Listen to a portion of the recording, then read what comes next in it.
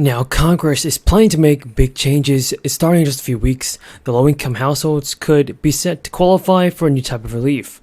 If you're struggling to pay necessities for rent, you may be eligible to receive a bonus check worth up to $500. And now 20 states have already failed to raise the minimum wage above the federal $7.25 an hour standard. 16 everybody have more than 12% of their children living in poverty. And anti-poverty advocates say that it's a sign there's an urgent need for lawmakers to increase the funding and do more to help struggling families. Congress had the opportunity to achieve the latter by expanding the child tax credit before the end of the year, but lawmakers just didn't arrive at a deal with Republicans to include it in a spending bill. Some say that raising the minimum wage would not lead to as fast or drastic of an improvement. However, according to analysis, in 2019, increasing the amount to $15 an hour would lift more than 500,000 people out of poverty, and the Economic Policy Institute estimated in 2021 that if Congress passed a $15 minimum wage increase by 2025, up to 4 million people wouldn't even have to live in poverty. 1.3 million of those being children. But there are lawmakers in Congress that want to continue to send families monetary relief checks. So far, Congressman Adam Schiff has sent a letter, and he's urging the House to extend the expanded child tax credit as soon as possible. The child tax credit monthly payments are used by millions of families in California and across the country to pay for necessities including food, rent, and educational expenses. This American Rescue Plan has actually critically expanded its reach and benefits folks, increasing monthly checks and the number of eligible recipients by removing an earnings requirement that kept the lowest income families from claiming the full credit. But so far, between July and December, child poverty was slashed by nearly 40% to reach a record low of 5.2, and now 3 million people were lifted out of poverty in a single month.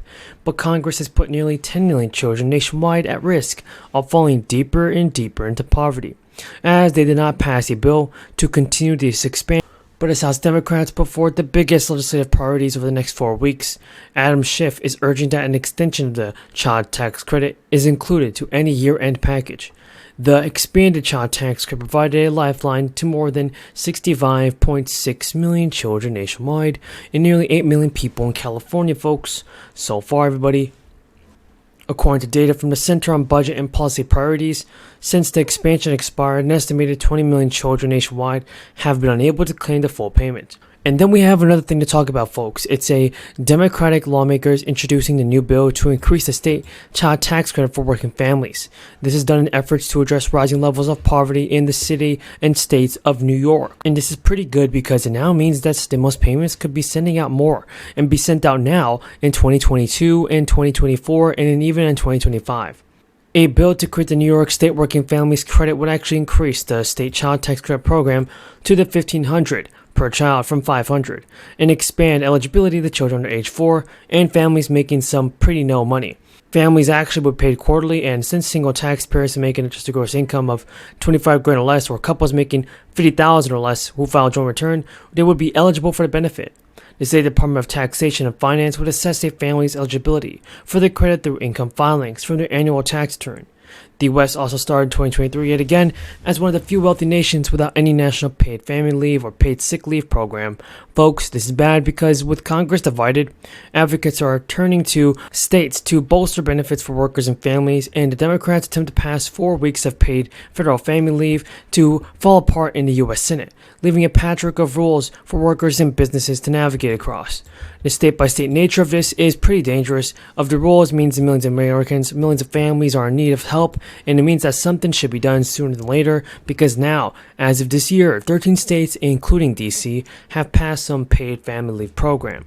14 states and D.C. have enacted the paid sick leave program, but an estimated 28 million workers still have no guaranteed paid sick time. The great Frances Perkins, FDR's labor secretary, once said, "A government should aim to give all the people under its jurisdiction the best possible life." That's it. That's the job. That's what we're here to do. And I cannot stand here and say we're done yet. Because even though we've set the table for what should be the most prosperous time in New York history, if New Yorkers don't feel safe in their communities, if they can't afford to buy a home or pay their rent, then the dream stays out of reach for them. And we're already seeing signs of outmigration that we can no longer ignore, something I know all too well from growing up in Western New York. at times when jobs were so hard to find.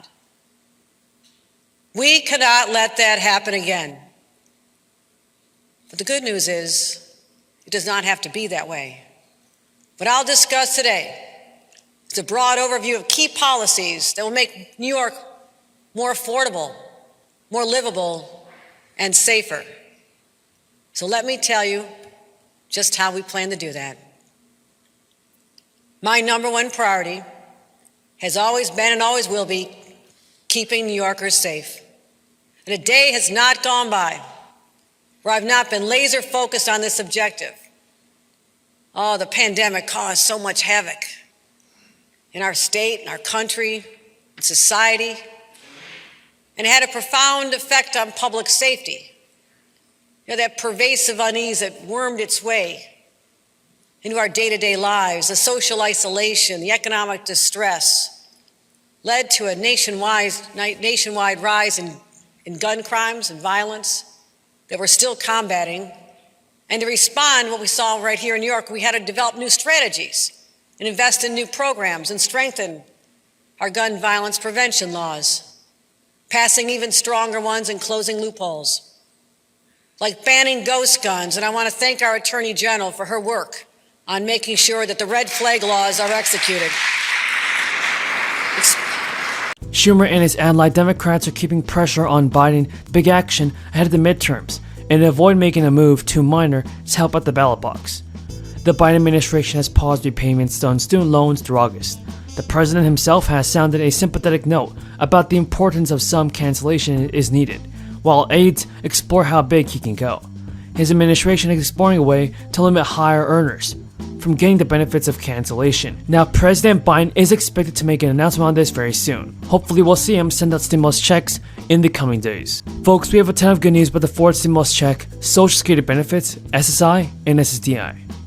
Continue watching this video because you definitely don't want to miss out on this. Now, in some cases, the Social Security Administration, everybody, can withhold a portion of your benefits. Here's some more information on that. Millions of Social Security recipients could see a big change to their monthly benefit checks soon. The federal government has confirmed that some Americans will be receiving a larger relief payment than others. So Social Security benefits can potentially make or break retirement for millions of people. In fact, according to a survey, around 1 in 5 older Americans say that Social Security is their sole source of retirement income. If you plan to rely on your benefits in any capacity in retirement, it's wise to ensure you're receiving as much as possible. But there are a few unexpected ways you could lose your benefits without regularizing it. Your Social Security benefits may be subject to both state and federal income taxes in retirement. Whether or not you owe taxes to